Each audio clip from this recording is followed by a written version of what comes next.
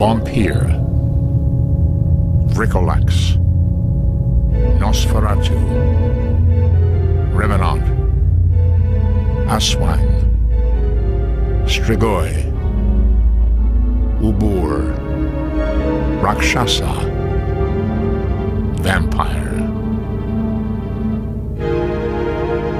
Myths and legends from cultures the world over echo the name of creatures risen from the dead to prey on the living.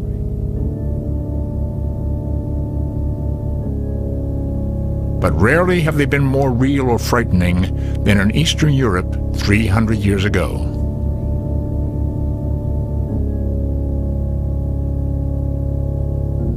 In Europe of the 17th century, the secrets of nature were only first being uncovered by science. Superstition was still a way of life. It was in this period, while smoke from the Inquisition and its witch hunts still hung heavily in the air, that the vampire we recognize was first encountered. Hungary, Moravia, Silesia, and Poland are the principal theater of these happenings. For here we are told that dead men who have been dead for several months, I say, return from the tomb, are heard to speak, walk about, infest hamlets and villages, injure both men and animals whose blood they drain, thereby making them sick and ill and at length actually causing death. The name given to these ghosts is upirs, or vampires, which in the Slavic tongues means a bloodsucker. Dom Augustin Calmet, 1746. Accounts like this exist throughout Europe, written not by authors of fiction, but by priests, doctors, and government officials. They investigated and scrupulously recorded accounts of what were believed to be real vampires. One startling report came from Medvegia, Serbia, in 1732. Over a period of 3 months, 17 villages reportedly died of vampire attacks. This train of vampires was traced to the late Arnaud Payol, who, rumor held, had been attacked by a vampire years before in Turkey. In order to end this evil, they dug up this Arnaud Payol 40 days after his death, and they found that he was quite complete and undecayed. Fresh blood had flowed from his eyes, nose, mouth, and ears, and the shirt, the covering, and the coffin were completely bloody. The old nails on his hands and feet, along with the skin, had fallen off, and new ones had grown. And since they saw from this that he was a true vampire, they drove a stake through his heart, according to their custom, whereby he gave an audible groan and bled copiously. Johannes Flukinger, Regiment Medical Officer, Serbia, 1732. Due to the infectious nature of vampirism, all of the victims were also destroyed. The threat of the vampire was temporarily ended. Yet this pattern of sickness and death would repeat itself for generations. It was a time of religious fervor and superstition. The unexplainable was seen as the work of evil.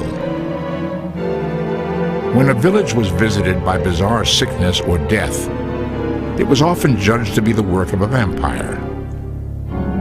Feeling their mortal souls threatened, the living prepared a battle with the dead. A battle that the living did not always win.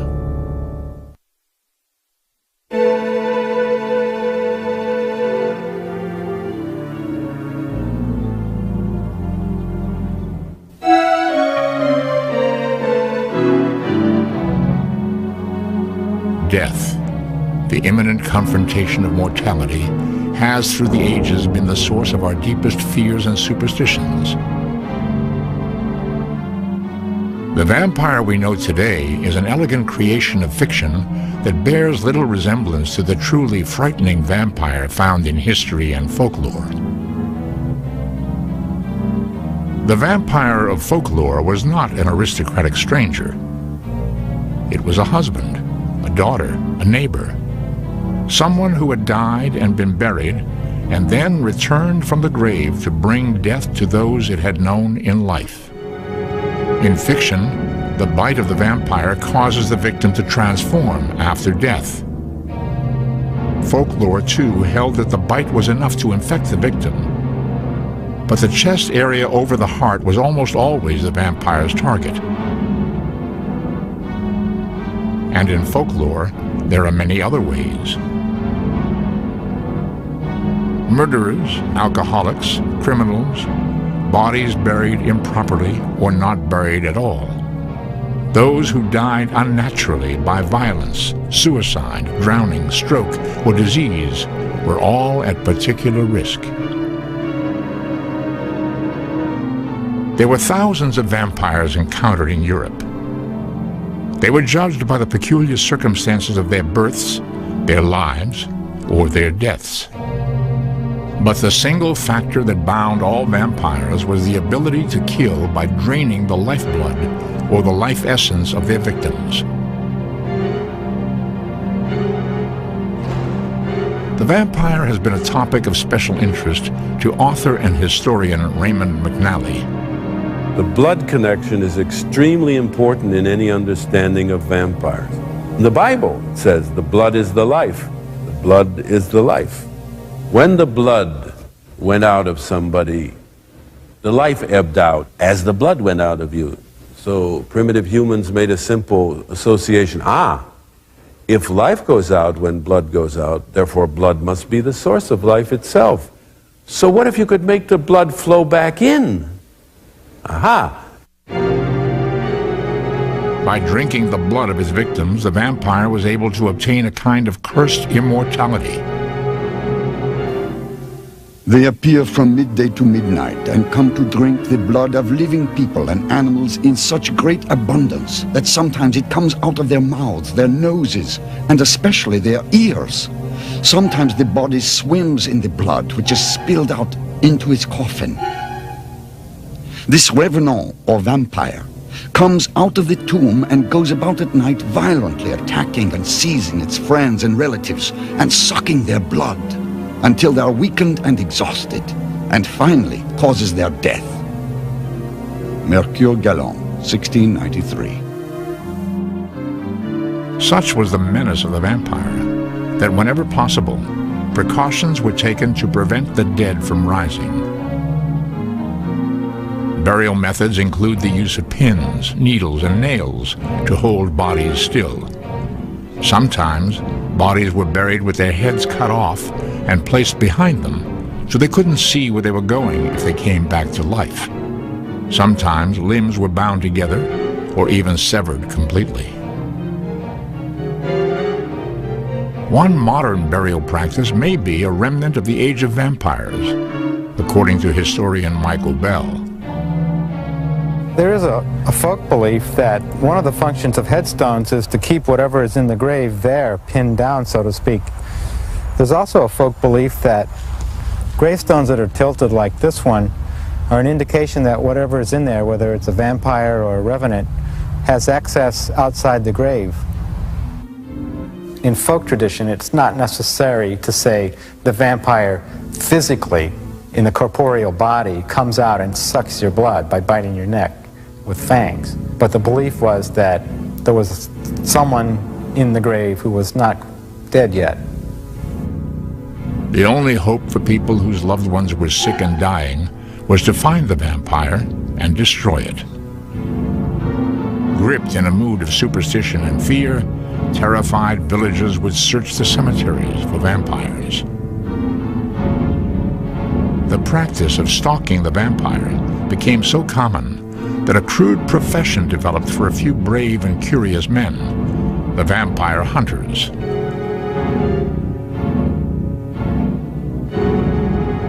Matthew Bunson, the author of the Vampire Encyclopedia, explains. The vampire hunter of the European tradition was, by definition, a very well-educated individual. These were men who held distinguished positions in very much esteemed universities. These were doctors of philosophy, of theology, of history. They taught, they wrote, but at the same time, they had a fundamental belief that vampires existed. As a result, these, as I said, very distinguished gentlemen resigned their positions or took sabbaticals, and they literally traveled around Europe, visiting villages, visiting cities, visiting archives, anywhere that they believed that real cases of vampirism or vampire attacks had occurred. Dr. Johannes von Lobel in the late 1700s hunted the fertile grounds of Serbia for vampires, maintaining that he could feel a slight pulse in some vampiric corpses. Dom Calmet, a French cleric and theologian, was perhaps the best known and most faithful documentarian of the vampire hunters. He left no doubt about the frightening menace of the vampire. The particulars which are related of them are so singular, so detailed, accompanied with circumstances so probable and so likely, as well as with the most weighty and well-attested legal deposition, that it seems impossible not to subscribe to the belief which prevails in these countries that these apparitions do actually come forth from their graves, and that they are able to produce the terrible effects which are so widely and so positively attributed to them. Dom Augustin Calmet, 1746. This vampire hunter's kit from 1879, although never used, contains the tools most commonly employed to bring the souls of the undead their final peace. There evolved over time the idea of the so-called vampire hunter's kit. This would include such useful items as the mallet, the stake. It might include as well the crucifix. If this is a person specifically appointed by the church or who knew someone in the church and who had permission, it would also include holy water, it could include holy oil, and most important of all, it could include the Holy Eucharist. The vampire hunter's kit might also include certain utilitarian items, such as rope, because you never know where you might have to climb. It might have certain types of crowbars in order to work open locks or safes. In later times, it might even include a pistol, because you never knew who you might have to shoot. Some species of vampire, such as the Noxer or the Nosferat, were particularly susceptible to bullet wounds. Garlic was also commonly used. Its odor was believed to overpower the stench of a corpse and frighten it away. All the elements of the vampire hunter's kit, particularly those that were intended to destroy or inhibit a vampire, had not only a religious but also a very important symbolic connotation. The stake, for example, represented two different ideas. On the one hand, there was the necessity to impale the vampire, that is, to pin it symbolically to the ground. By doing this, you ended its spiritual life, but you also brought it once again into contact with the earth, where hopefully decomposition would begin and the process of death would take its course. With friends or relatives often hanging to life by a thread, determined villagers, sometimes in the company of expert vampire hunters, ventured into graveyards, armed for confrontations with the unknown. What they found would inspire centuries of mortal terror.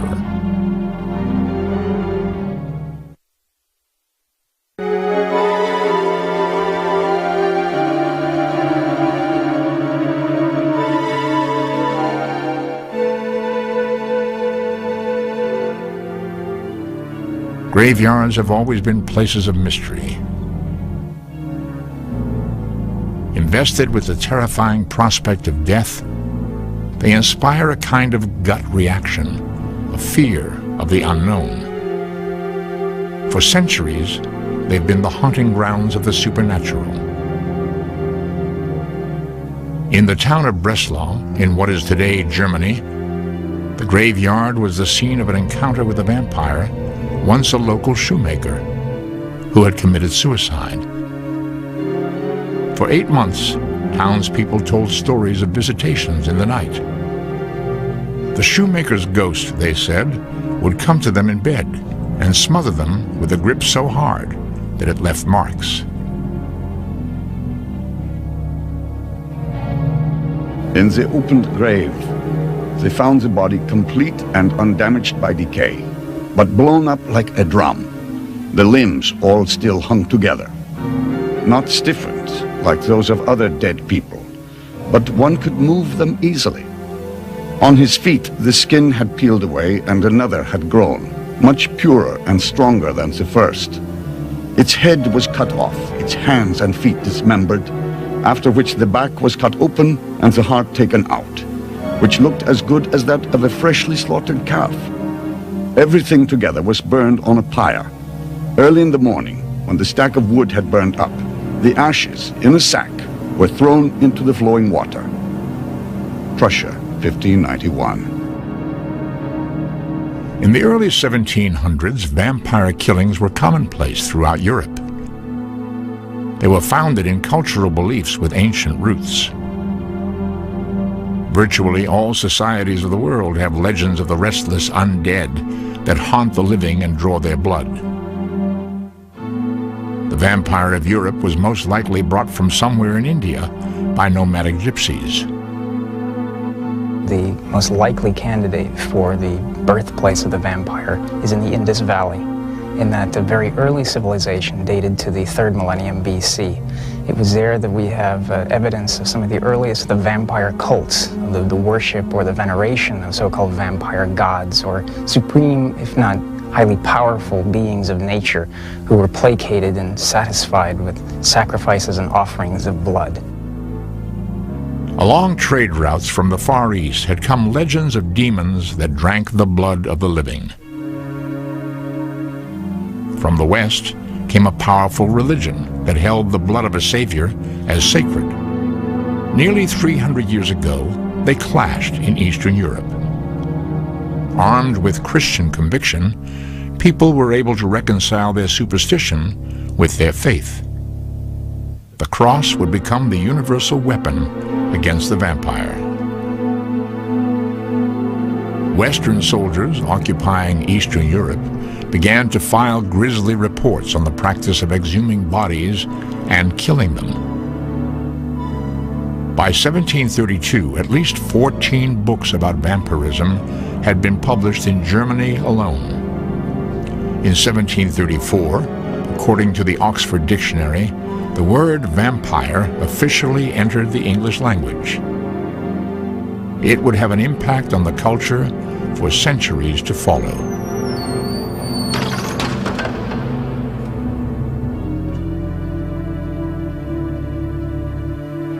In New England, the center of American Puritanism and witch hunts, accounts almost a century later bore a striking resemblance to the vampire killings of Eastern Europe. On May 20th, 1854, Horace Ray of Griswold, Connecticut, as reported in the Norwich Courier, was exhumed and his heart destroyed to stop the continued deaths of his relatives. Although the term vampire was never used, it is evident that vampire superstitions had crossed to America. This cemetery in Exeter, Rhode Island, is the site of one of America's most noted vampire cases. Well, the most well-known vampire incident in Rhode Island, probably in New England, happened in 1892. And it's most well-known because it's reported in the Providence Journal and the Journal Bulletin, the local newspaper for that time. And this happened in Exeter, Rhode Island in March of 1892. What happened at that time was Mercy Brown's body was exhumed and her heart was cut out and burned on a rock, and the ashes were fed to someone in the family who was dying of tuberculosis. There's also the story of Nellie L. Vaughan, who died in 1889. Rumors began spreading almost a century after her death that she was a vampire. Her headstone read, "I am waiting and watching for you." Legend says no vegetation will grow on Nellie's grave. The headstone was recently removed to stop repeated vandalism. Yet hardly a day goes by when people don't show up to have a look. There have been enough incidents of vampirism in the 2 centuries since Dom Calmet and the early vampire hunters to keep interest in vampires alive. Though few would admit it, belief in actual vampires remains a silent and chilling conviction. Even into the first half of this century, British Reverend R. Montague Summers continued the search for vampires. Summers investigated widespread occurrences of vampirism and the vampiric appearance of corpses. His conclusion, after authoring 2 of the most famous books on vampires, was that vampires were indeed real. Is it possible that real vampires have existed all this time? The rational mind knows better.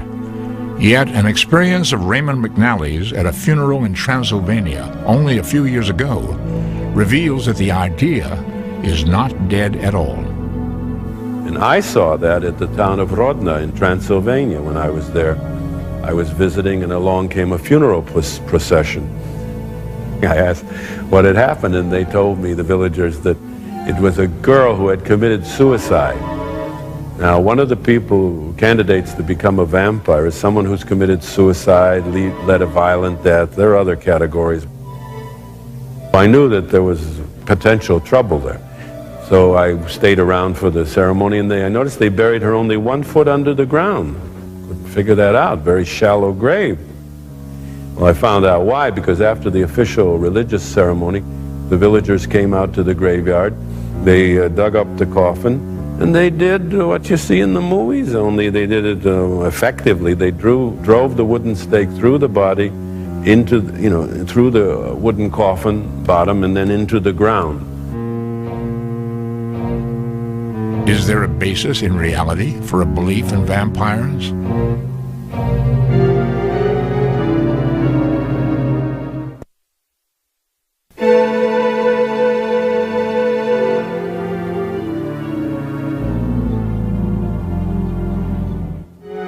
What basis is there in reality for a belief in vampires?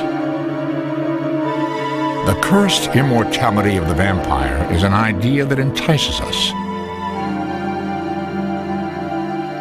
We are lured by the prospect of answering our deepest curiosities about life and death. Vampires both threaten our mortality and defy our understanding of it. The most detailed evidence of vampires comes from the eyewitnesses and vampire hunters of the 1700s. Their accounts have been studied extensively by anthropologist Paul Barber. It seems pretty clear that people generally come up with comprehensive theories to account for the things that they don't understand. And the theory of the vampires is actually a very far-reaching theory of this kind that tries to explain a whole lot of events associated with death and decomposition. When people died, the people around them were aware that one of the possibilities was that they would die too. These are people who didn't know about disease vectors, and so they accounted for them in very different ways. And because of the common belief, which historically is attested all over the world, that death is brought by the dead, what they tended to do was to dig up the dead and try to determine if they were in fact causing these deaths.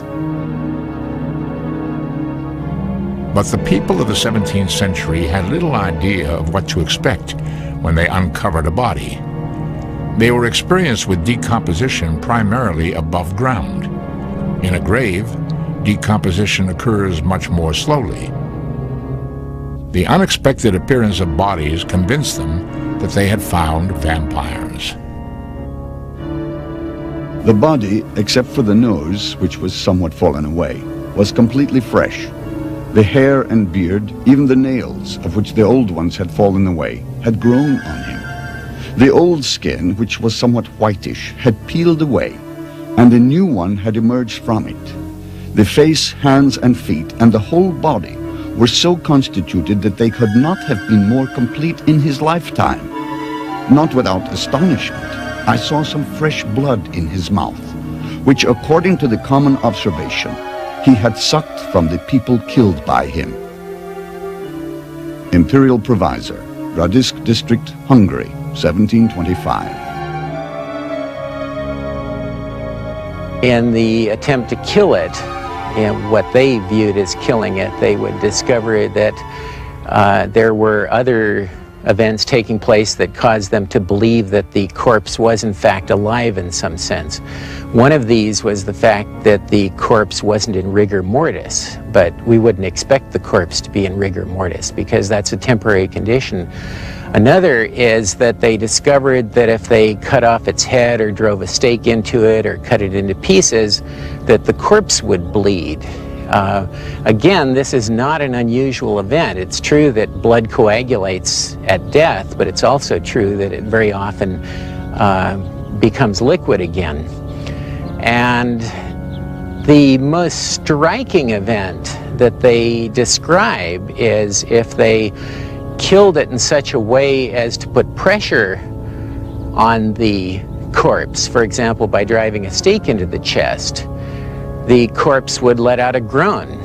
Well, it's pretty clear that this is, again, not an unusual situation because the corpse is still intact, and if you push down on the chest, what you're doing is forcing air past the glottis and causing a very lifelike groan. But this is something that was extremely frightening to people. Yet the fear caused by these incidents is not enough to explain the continued belief in vampires. How could killing a vampiric corpse actually end episodes of supposed vampirism? The answer may lie in a unique coincidence. At first it may seem strange that the disease of tuberculosis is associated with vampires or vampirism, but when you look at the symptoms attributed to both, then you can see there's some reasonable connections.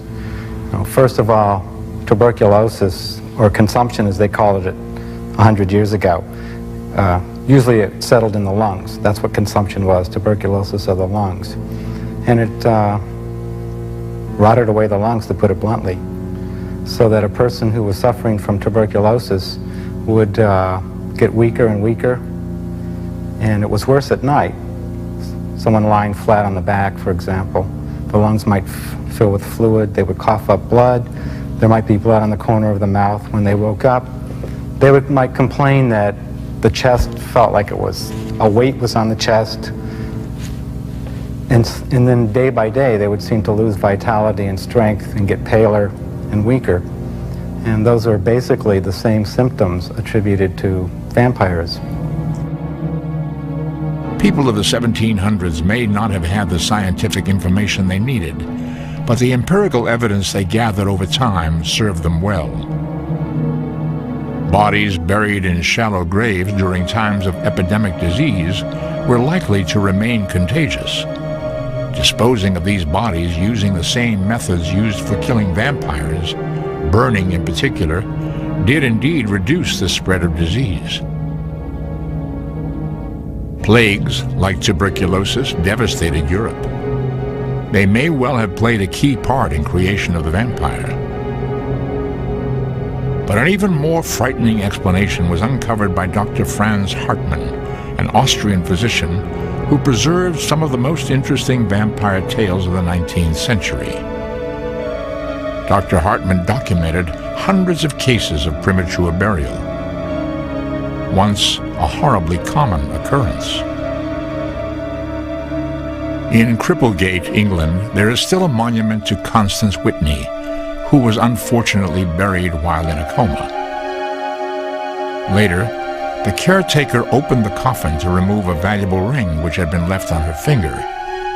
When the lid opened, she awakened. So frequent and well documented were these cases that an international panic occurred in the 19th century over the fear of being buried alive. People began installing devices in their coffins to sound a warning and notify those above ground that immediate rescue was needed. Hartmann's findings indicated that many of the vampires of the 1700s were people dying of disease who were pronounced dead, only to rise again and frighten all who saw. When cases of premature burial were combined with observations of corpses by people without advanced medical knowledge, they thought they'd found solid evidence for vampirism. The vampire hunters had no way of knowing that their observations would one day be explained by the science of the future. Instead, their reports became the foundation for public acceptance of the reality of vampires, and vampire hysteria spread across Europe. There was inevitably, however, a certain cultural or intellectual backlash against this kind of thought. This occurred in the 18th century as a result of rationalism, of skepticism, and you had authors and philosophers such as Rousseau and Voltaire speaking out against this idea of vampires living in Europe or preying upon the living throughout Europe. So the rationalism, the idea of the skeptics throughout the 18th century helped lay the groundwork of discrediting the idea of the vampire in terms of the public imagination. But the vampire has never been a creature to die easily. The irony was that by debunking the vampire, by reducing him as a figure of popular belief, they made them all the more appealing to the imagination. And once they did that, it was inevitable that the Gothic writers, those writers who accepted and perfected the ideas of terror, of the night, of the primordial aspects of fear of death, should inevitably pick up on this idea. So, the vampire itself then became one of the important embodiments of Gothic literature. And we enter into an entirely new era of writing, an entirely new era for the vampire. For contrary to what Voltaire thought, vampires would indeed begin appearing in Paris, and they would appear in London as well. It was in the imagination of European writers that the true horror really began.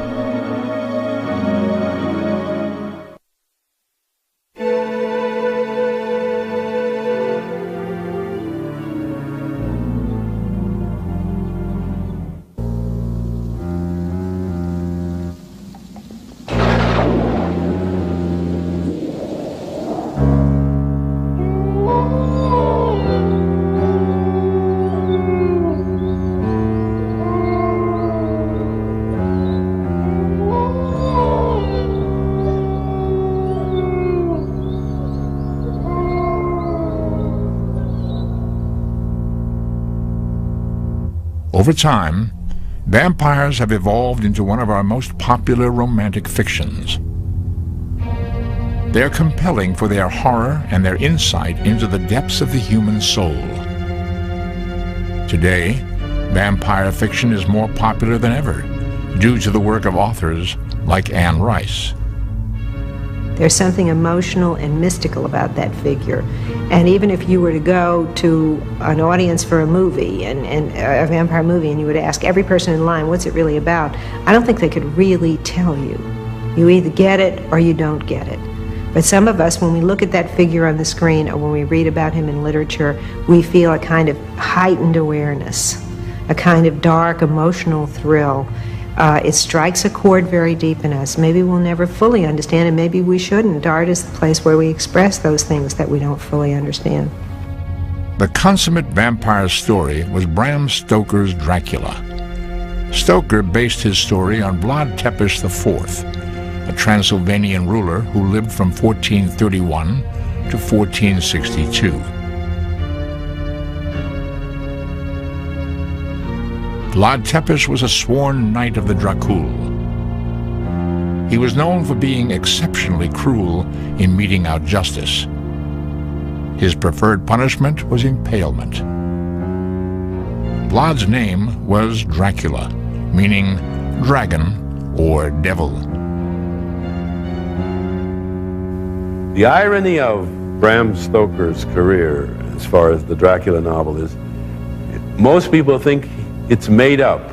the story say, oh, it's a vampire story. Some guy with a wild imagination sat down and dreamed up this thing. No, he didn't dream up anything but the connection. Yes, the connection. And he wrote it up well. I mean, he had a talent for writing. But everything in there is authentic Transylvanian folklore.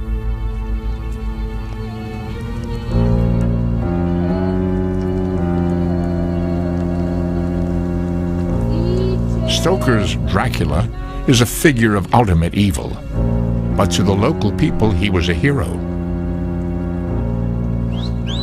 Badescu Cesar is a community leader and history teacher in Arefu, a village in the shadow of Vlad's castle. Domnia lui Vlad Țepeș aparține secolului al XV. Vlad Tepes reigned in the 15th century, and the myths about werewolves and vampires only appeared later. Myths that have nothing to do with reality. The real Vlad Tepes had no desire to see bloodshed. He was rather a symbol of justice. He used impalement as punishment, not because he liked it. He had to do it in order to try to uproot the evil happening in Taura Romanesca at that time.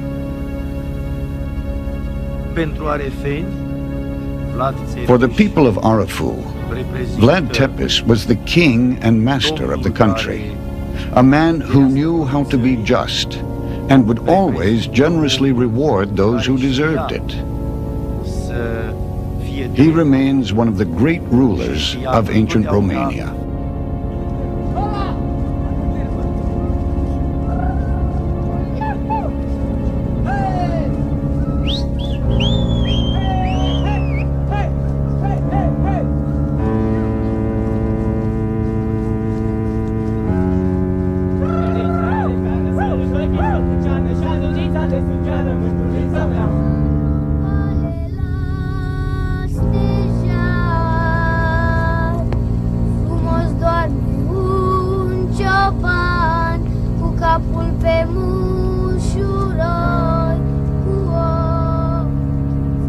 The misty mountains and dark, ruined castles of Transylvania were an ideal location to set tales of Gothic horror.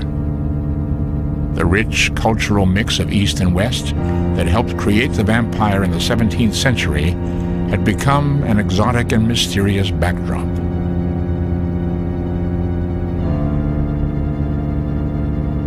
The model of modern fiction for the female vampire is based on another real character from history, Countess Elizabeth Bathory, also known as the Blood Countess. Countess Bathory was born in 1560 in a part of Hungary that edged the Carpathian Mountains. Elizabeth Bathory also spawned a legend, famous legend, that she used blood for cosmetic purposes. And supposedly, according to this legend, she thought that the blood made her skin acquire the characteristics of the young girls who served her. But actually what she did was something even more horrible. She believed in an old adage that you are what you eat. So she recorded in her diary some 650 girls. She butchered and then devoured parts of their bodies because she thought that way she could acquire their characteristics. For her crimes, she was imprisoned for life behind a brick wall in a room with no windows. Finally, in the year 1614, one of her jailers wanted to get a look at the Countess, reputedly one of the most beautiful women in Europe. There was an opening in the door through which food was passed. When the jailer looked in, he saw the Countess lying still on the floor. The woman who had lived for admiration had died unseen. These factual stories have added a dimension of realism to the fictional vampire. They have helped build it from its folkloric roots into one of our hottest cultural icons. The fictional vampire has achieved real immortality in the imagination. The vampire haunts our imagination, and each person who comes up with a vampire character and writes about that character is responding to a whole lot of inheritance and a whole lot of subconscious thoughts. The figure himself is wonderful. He's magnetic. He's a metaphor for the predator in all of us, the outsider in all of us.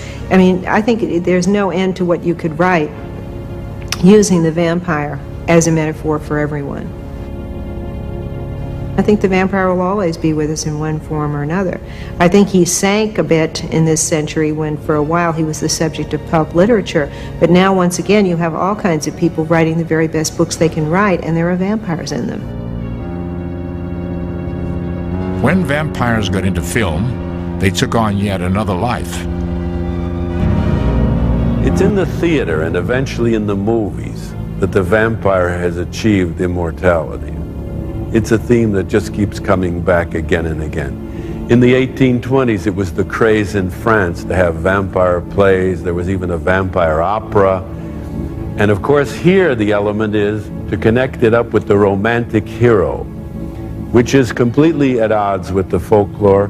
In the folklore, the vampire is disgusting. It's a walking corpse. It's got a fetid breath. It's horrible in the original sense of that word, horrible. But the Romantics made this addition of the vampire as an attractive, suave, continental type who would kiss your hand, you know, and that sort of thing. So they added that element, and that element continued. I stumbled upon a most amazing phenomenon.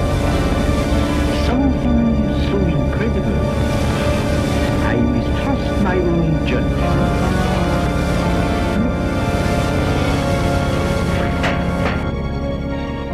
The German Nosferatu came closest to portraying the vampire of antiquity.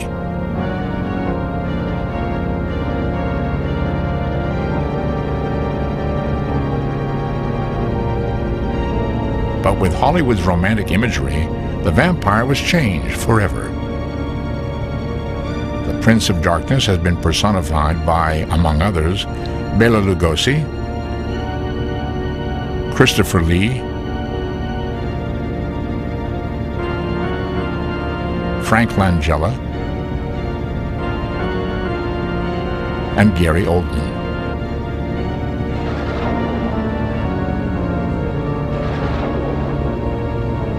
The story of the vampire continues to unfold. Skeptics may laugh at notions of real vampires, yet history has given us a rich legacy of Gothic horror, which continues to pique our interest. There are those who believe that vampires still walk among us, and there are a few of us who would spend the night in a dark cemetery. Vampires remain more than mere fiction. They are the reality of the unknown, and one of our favorite fears.